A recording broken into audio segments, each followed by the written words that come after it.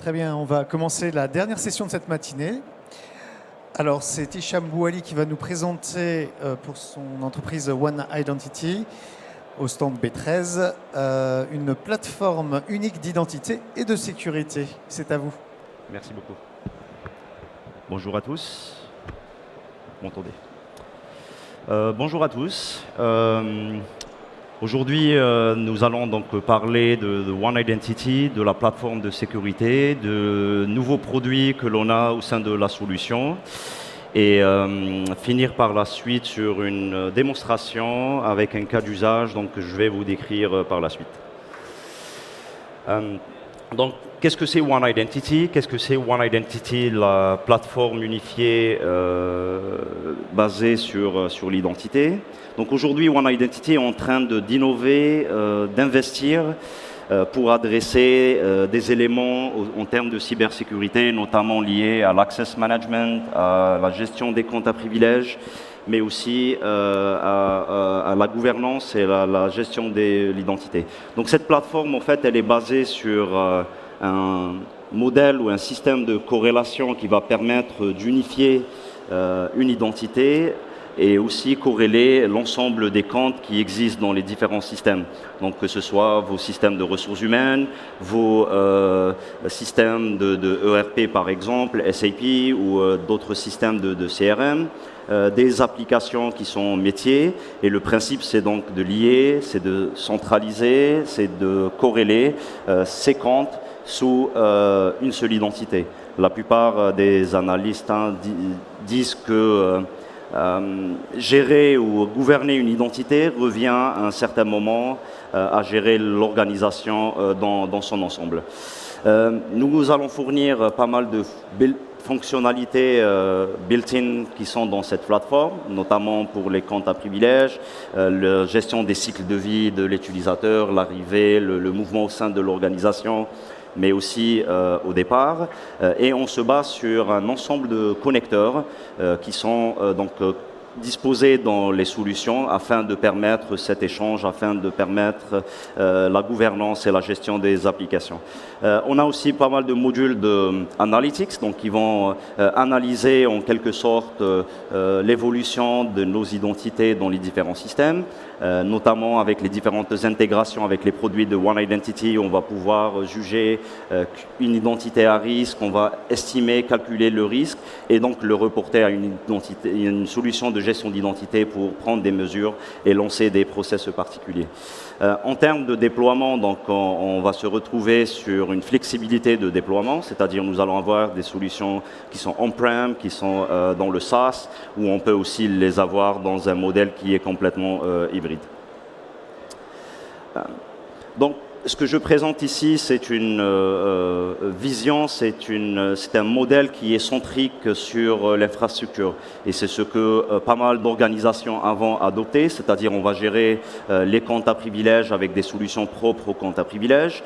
On va gérer les systèmes d'accès, donc avec des solutions qui sont propres à l'access management, et pareillement pour tout ce qui est IGA, pour tout ce qui est gouvernance de l'identité, on va avoir donc des solutions qui sont dédiées à ces systèmes.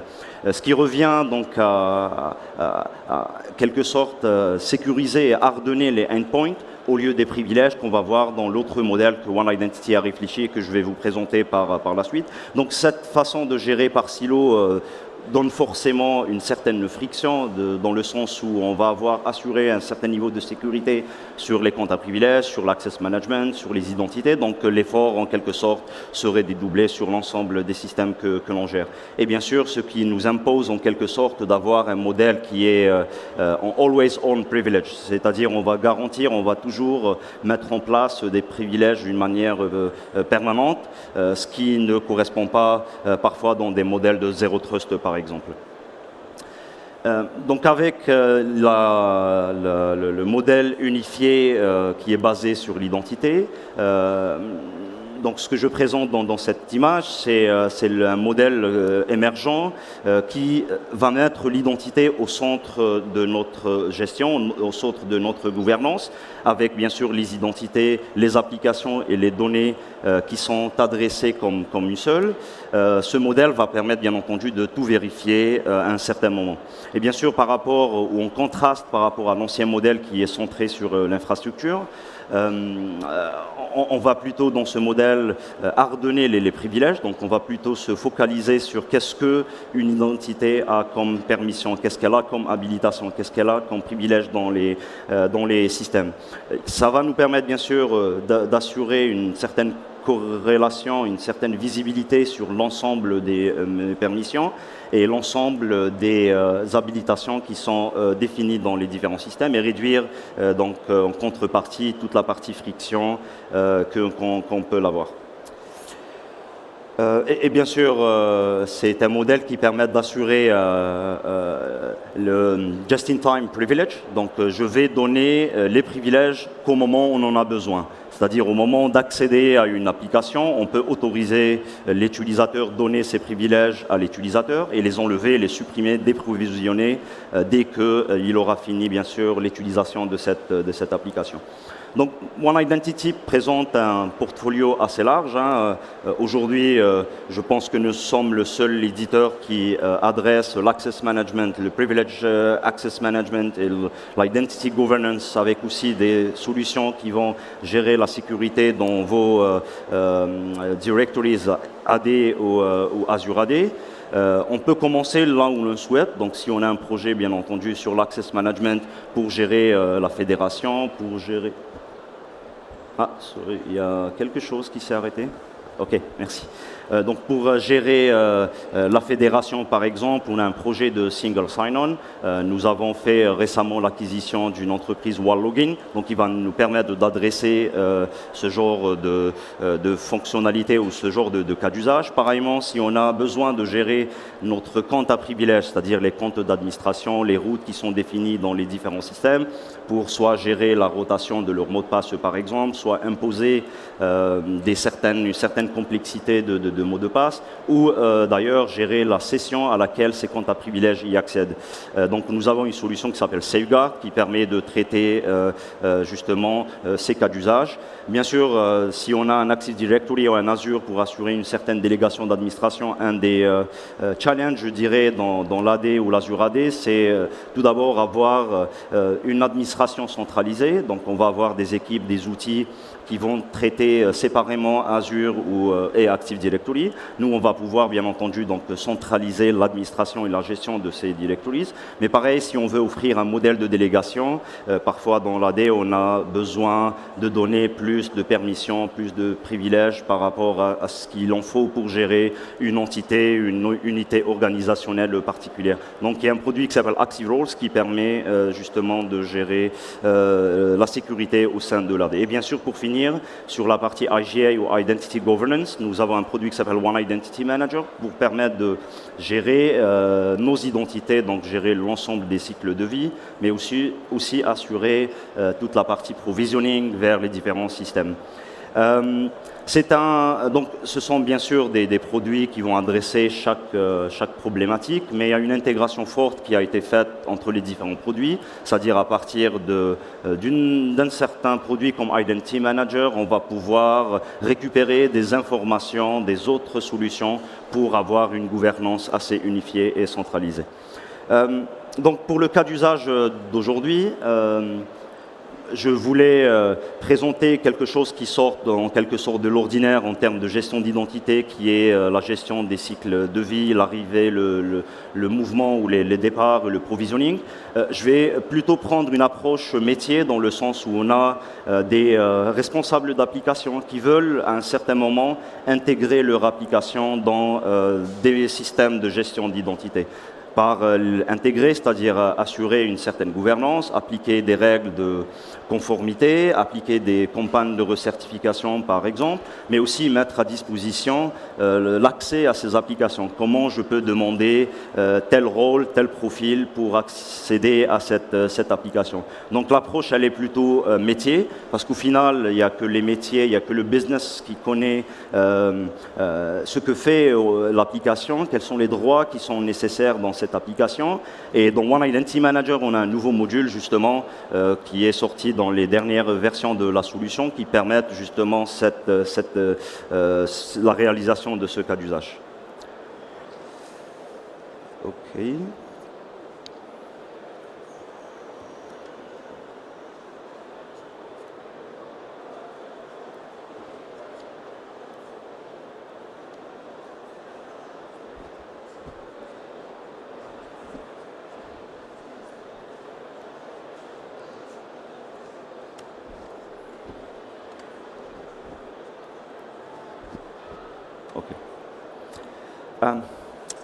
Donc, nous avons un ensemble, bien sûr, d'applications web, ce qui permet d'adresser plusieurs fonctionnalités, d'adresser plusieurs cas d'usage. Donc, on a des portails pour l'équipe opérationnelle. Et maintenant, avec les nouvelles versions, on essaye bien sûr d'avoir tous les outils d'administration en format web.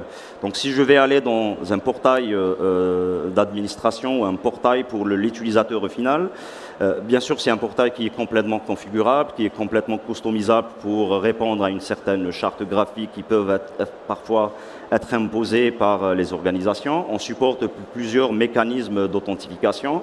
Donc, bien sûr, on va supporter la fédération avec nos propres solutions de fédération, mais avec aussi d'autres partenaires sur le sujet. Et c'est un portail qui est complètement adaptatif, dans le sens où, en fonction du profil de l'utilisateur, je vais pouvoir afficher les éléments dont l'utilisateur a besoin pour faire ses fonctions. Donc, je me connecte avec Frédéric ou Fred Courtois, qui a une responsabilité sur des applications. Donc, il est Application Owner avec une connaissance de son application, par exemple.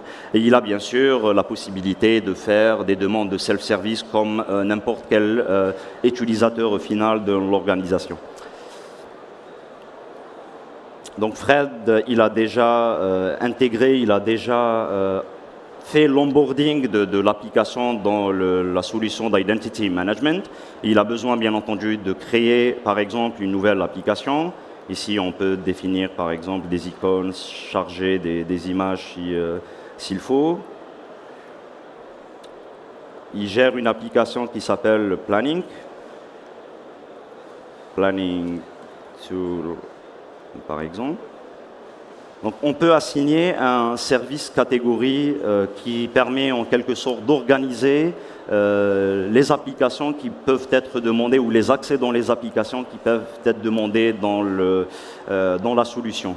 Le portail web en lui-même, il s'appelle le IT Shop. On a choisi justement ce mot exprès pour simplifier cette parfois complexité de demander des accès. Donc parfois les accès sont assez techniques, donc on ne voudrait pas que cela soit le cas pour les utilisateurs. Donc on a embrassé en quelque sorte un modèle de e-business où vous allez voir par la suite, on met l'accès dans un shopping cart, on fait la vérification de shopping cart pour le soumettre à la fin, et derrière donc il y a tous les processus de provisioning qui vont assurer le provisioning des différentes applications.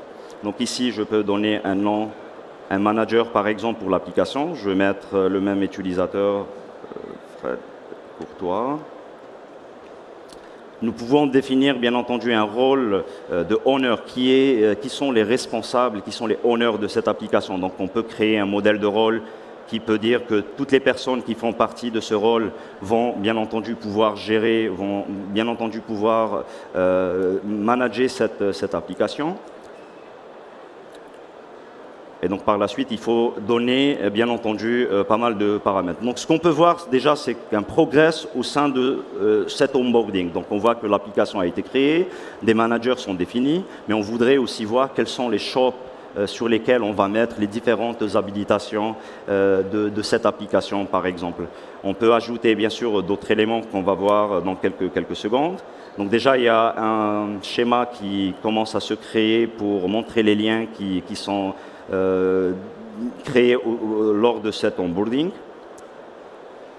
Si je vais ajouter d'autres éléments, on peut bien sûr assigner des rôles d'approver. Donc, s'il y a une habilitation qui nécessite une approbation particulière, on peut définir soit des personnes, soit tout simplement définir un rôle qui sont responsables. Donc, derrière, il y a aussi tout un système de notification qui va informer les personnes qui sont impliquées dans l'approval workflow pour valider une demande particulière. Donc, je pourrais le mettre dans une structure d'IT shop. Dans l'IT shop, il faut l'imaginer en fait comme étant un magasin où l'on va acheter nos produits. C'est qu'on a aussi essayé d'embrasser ces termes-là pour la simplicité d'utilisation et rendre ce process assez simple pour l'utilisateur. On peut dire, voilà, c'est un environnement de prod, de pré-prod, de test, d'intégration. OK. Mais aussi grâce à l'intégration qu'on a aujourd'hui avec OneLogin, notre produit d'Access Management, on peut aussi définir quels sont les mécanismes d'authentification pour aller vers cette application de planning, par exemple. Donc on peut mettre de la fédération, du multifactor, du single sign-on, mais pour la simplicité de la démo aujourd'hui et le temps, je vais me limiter à créer donc une application sans authentification par la suite. OK. Maintenant, comme étant responsable d'application, je dois assigner des habilitations. Qu'est-ce que je vais pouvoir demander une fois l'onboarding de mon application a été fait dans la solution d'Identity Management? Donc je peux soit tout simplement, juste pour rappel, une application, parfois, il faut faire, je dirais, la distinction entre un système cible.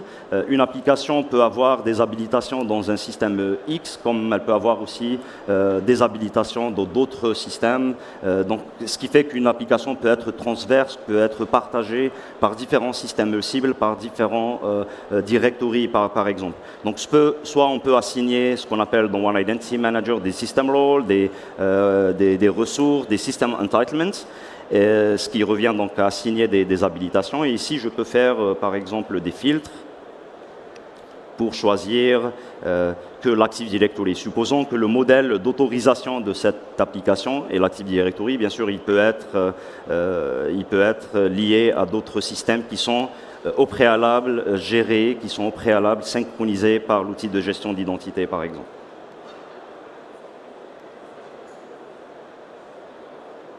Right.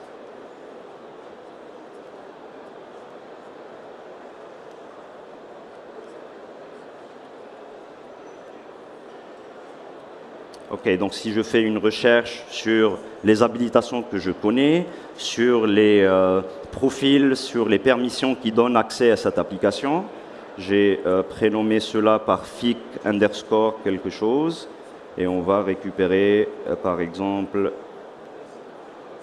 FIC Planning Admin, User, et un autre rôle ou un autre profil qui donne accès à cette application, par exemple, que je vais pouvoir donc assigner, et automatiquement, ils vont être publiés dans mon portail de demande, dans mon portail de self-service. Donc tout à l'heure, je vais me connecter avec un utilisateur end-user standard qui va pouvoir voir justement ces profils que j'ai demandés. OK. Donc là, je vois qu'en termes de progrès, je vais, agrandir un peu. En termes de progrès, j'ai répondu à l'ensemble des tâches, à l'ensemble des étapes dans mon processus. Et là, je vois que tout est prêt, donc je peux, bien entendu, aller publier cette application dans le portail de self-service. Donc, il faut attendre quelques secondes, le temps que cette structure se crée dans le portail web, et on va se connecter donc avec un autre utilisateur qui va faire la demande des accès vers l'application Planning, par exemple. Donc, si je me déconnecte maintenant de Fred, et je vais me connecter autant que Eric. Eric étant un utilisateur final qui travaille par exemple dans le département de planning, qui a besoin d'accéder à cette application à cette application planning et il voudrait donc faire des demandes d'accès parce qu'à ce moment-là, il n'a aucune permission, il n'a aucun privilège, il n'a aucun accès sur l'application. Donc, il va être amené à faire une nouvelle demande. Donc là, on peut afficher l'ensemble des applications, l'ensemble des accès qui sont autorisés pour la demande d'Eric. On peut bien sûr faire des filtres ou choisir tout simplement la catégorie où on place, où l'on voudrait mettre notre demande. Mais si je fais une recherche FIC, je vois qu'il y a maintenant des profils qui sont créés dans mon catalogue que je vais pouvoir ajouter par exemple à mon shopping cart, à mon panier, pardon, pour faire justement cette demande. Donc là, je choisis quel est le shopping cart où je récupère. Et Eric donc, pourrait faire la demande de planning user. Il peut bien sûr aller définir des validités de cet accès. Donc, il y a tout un modèle derrière qui va provisionner au moment donc, de la validité et déprovisionner, bien sûr, quand l'utilisateur aura fini et on aura atteint cette date. Comme aussi, il y a des vérifications qui sont faites en background pour voir s'il n'y a pas une violation de règles de conformité. On aurait pu mettre en place des règles de SOD par exemple pour vérifier si le fait de demander tel accès ne va pas effreindre une certaine règle de SOD qui a été mise en place. Donc ça, soit c'est un check, une vérification qui va se faire automatiquement, soit on peut vérifier donc au moment de la demande et on voit que tout est OK et à ce moment-là on peut soumettre la demande qui a été faite par Eric. Je vais ajouter une autre demande pour voir donc un deuxième cas d'usage. Je vais demander à ce moment-là le planning admin, par exemple. On voit que le planning user ne peut plus être demandé parce que c'est quelque chose qui vient d'être fait par l'utilisateur. Et là, je peux donc de la même manière choisir. Et à ce moment-là, je peux faire un submit. Donc, à ce moment-là, il y a les deux notifications qui sont envoyées donc, aux personnes qui sont définies dans le workflow d'approbation. Pour le premier profil, je pense que j'ai mis en self-service, c'est-à-dire il va automatiquement avoir l'habilitation. Pour le deuxième cas, donc le profil admin, il va nécessiter une approbation d'un responsable. Je pense que c'est son manager ou le responsable d'application qu'on va voir dans quelques secondes. Donc, si je me connecte en tant que manager, par exemple, de Eric, qui s'appelle Patrick,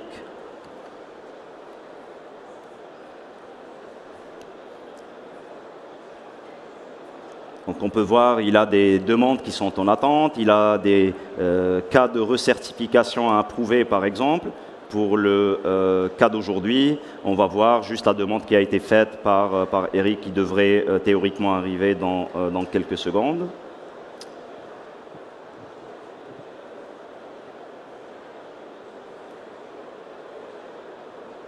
OK. Donc, je vois qu'il y a le planning qui a été assigné pour Eric en self-service. Donc, pareillement, pour l'admin, je n'ai pas mis un workflow d'approbation, mais en fait, ce qu'il faut voir, c'est qu'il y a un workflow qui se lance, qui permet de vérifier si on n'a pas enfreint une certaine règle de conformité et bien sûr notifier les personnes qui sont définies dans le workflow d'approbation, par exemple. OK. L'autre cas d'usage que je voulais montrer, c'est un peu les capacités d'auditing de la solution de gestion d'identité, mais grâce aussi aux différentes intégrations que l'on a avec les solutions de compte à privilèges, par exemple, on peut avoir aussi pas mal d'informations pour centraliser tout ça au niveau de l'identité. Donc, Holger, c'est un responsable de sécurité, c'est un auditeur, par exemple, qui est intéressé principalement donc, à toute la partie auditing. On peut bien sûr donner pas mal d'objets à auditer, pas mal d'informations à récupérer. Nous, ce qui nous intéresse pour l'instant, c'est d'aller voir l'identité. Si je vais aller chercher un utilisateur dans mon système qui s'appelle par exemple Rob,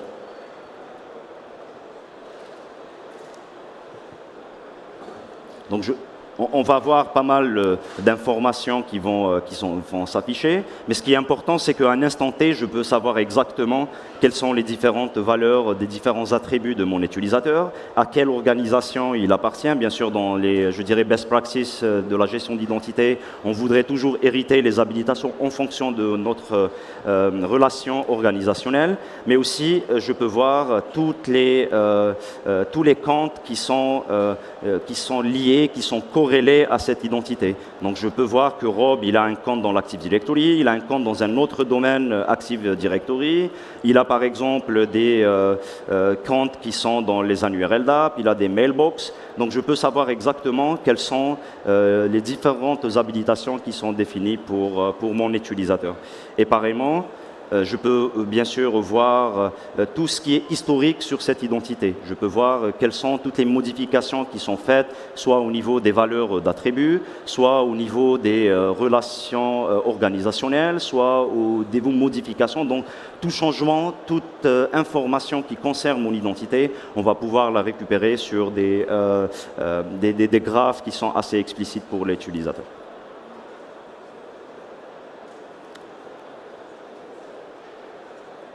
Pareillement, en tant que auditeur, on peut avoir des informations qui sont liées au risque qu'on peut récupérer de l'ensemble des systèmes définis sur notre projet. Ici, on peut voir, par exemple, en un clic, quelles sont toutes les identités qui ont un seuil de risque assez important. Si on veut voir une visio plus par département, par rôle métier, par localité, on peut voir que, par exemple, le Risk Management département, c'est un département qui contient assez de risques. Et puis, on pourrait afficher quels sont les objets, quelles sont les identités, en quelque sorte, qui sont concernés par ce risque, qui sont assez vulnérables ou qui représentent un certain risque pour mon organisation, par exemple. Et de la même manière, si on revient sur l'auditing, grâce à une intégration qu'on a faite avec notre module de gestion des comptes à privilèges dans une solution de gestion d'identité, on peut voir bien sûr l'ensemble des habilitations qui sont définies dans les systèmes de comptes à privilèges. On pourrait lancer et étendre les mêmes fonctionnalités qu'on connaît traditionnellement pour la gestion d'identité aussi sur les comptes à privilèges. Par exemple, lancer des campagnes de recertification, par exemple, appliquer des règles de conformité. Donc ça, c'est quelque chose qui est fait principalement grâce à cette intégration. Okay. Je pense que c'est ce que j'avais prévu en termes de cas d'usage aujourd'hui.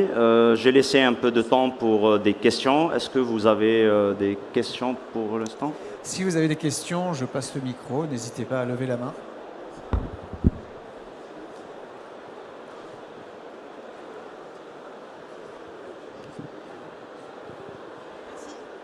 J'avais une question par rapport au risque.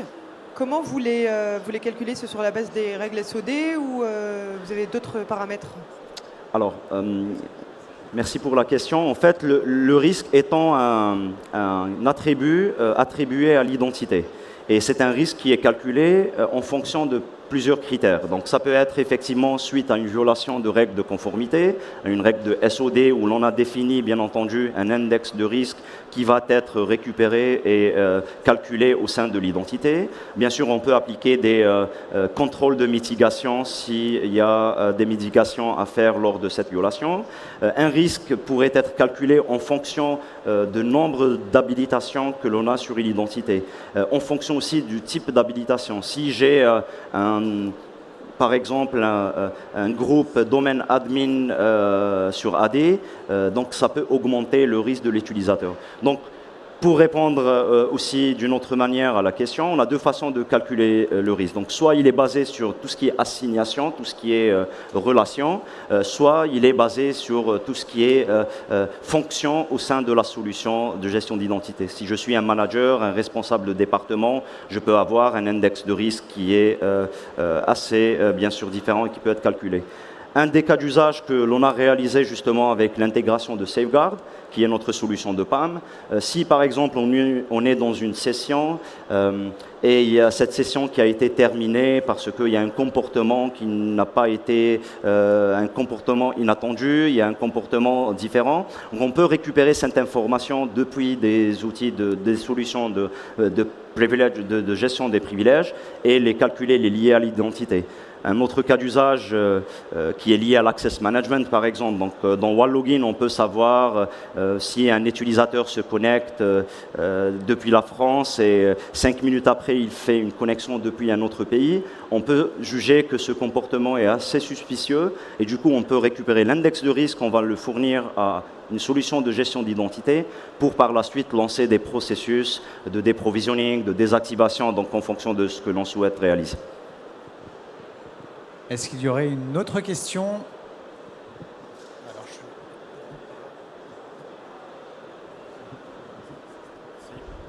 Oui, au niveau de la gestion des accès pour les applications, vous avez montré l'exemple avec 365, mais est-ce que votre application est capable de récupérer les différents profils de chaque application? Donc, par exemple, SAP ou même des applications métiers, ou est-ce qu'on est obligé de faire un pont pour dire ce groupe-là va donner finalement tel rôle dans l'application? Effectivement, en fait, l'ensemble des profils, l'ensemble des habilitations qui sont définies au sein de l'application sont récupérées lors des processus de synchronisation. Donc, on va tout d'abord synchroniser ces éléments pour les mettre en place dans une solution d'access management et de gestion d'identité. Mais c'est une condition préalable, je dirais, afin de récupérer l'ensemble de ces profils et de ces habilitations. Alors, il y avait, je crois qu'une autre question. Je crois que c'était vous. Bonjour. Je voulais savoir en fait si vous vous intégriez avec des solutions type EDR, XDR et par exemple si jamais il y avait un utilisateur qui était vu comme compromis par un EDR, vous étiez capable de déclencher du conditional access type MFA ou ce genre de choses. En fait, quand on a commencé, on est dans une modernisation aussi de l'ensemble de nos produits. Toutes nos solutions sont API first. Donc on expose une API REST qui est consommable par l'ensemble des autres solutions. Donc s'il y a une intégration technique, par exemple, à faire, on pourrait envoyer l'info qui est récupérée par un XDR, par exemple, et l'envoyer à une solution de gestion d'identité pour lancer des processus et lancer des mesures particulières. Donc on a une API REST très moderne qui permet techniquement de faire une intégration. Il n'y a pas une intégration native aujourd'hui, effectivement, mais techniquement c'est quelque chose qui est réalisable. Très bien, je vous remercie. Si vous avez d'autres questions, n'hésitez pas à rendre visite à One Identity sur son stand. Et B13. Puis, B13, tout à fait. Et on se retrouve à 14h pour 6 autres sessions de démo techniques.